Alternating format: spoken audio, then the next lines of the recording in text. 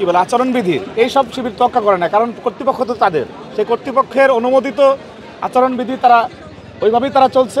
আমরা কোনো অভিযোগ দিলে কথা বললে বলে লিখিত দেন, লিখিত দিলে ওইটা আবার দেখা হয় না। সুতরাং ওনারা ছলে বলে কলকৌশলে শিবিরকে যে প্রশ্রয় দিয়ে আসছেন সেটি ওনারা বিরিয়ানি কেন আরও অনেক কিছু দেখবেন। আবার ওইগুলি যদি আপনি কী বলে এটা বুথগুলি সার্চ করলে অস্ত্র বের হতে পারে, কারণ এখানে তো দীর্ঘ ইতিহাস রয়েছে তাদের, সেই ইতিহাস।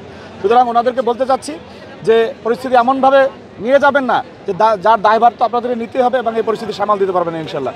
আপনাদের মাধ্যমে আমরা বললাম যে এমন কোনো পরিস্থিতি তৈরি করবেন না যাতে শিক্ষার পরিবেশ বিনষ্ট হয় এবং একটি খারাপ পরিণতির দিকে যায়। একটা বিষয়ের ভিতরে বা রাজশাহী বিশ্ববিদ্যালয়ের ক্রিকেট টিম লেখা, মানে নানান উপায়ে প্রশাসনের প্রচ্ছন্ন মদদে তাদেরকে এখানে প্রবেশ করানো হয়েছে। রাজশাহী বিশ্ববিদ্যালয়ের মেইন গেটের যে অপোজিট সাইডে যে সেখানে আমরা কিছুক্ষণ আগে যে ভিডিও ফুটেজটি দেখলাম যে জামাত শিবিরের নেতাকর্মীরা ওনারা প্রকাশ্যে অস্ত্র বিলি করতেছেন, যে দেশীয় অস্ত্রশস্ত্র একজন আরেকজনের কাছে, সেই ফুটেজটি আমাদের কাছে এসেছে। এবং বিশ্ববিদ্যালয়ে যে আমরা জাকসুতে যেটা দেখেছি যে মানে ভোট দেওয়ার যে প্রক্রিয়া সেটি এখানেও পরিলক্ষিত হয়েছে, যে বুথের মধ্যে শিবিরের ব্যালট ট্যালট পাওয়া যাচ্ছে।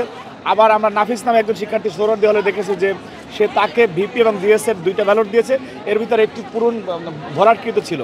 তাকে যখন আমরা এখানে আসতে বলেছি সে বলছে যে ভাই আমাকে ভয় দেখানো হচ্ছে।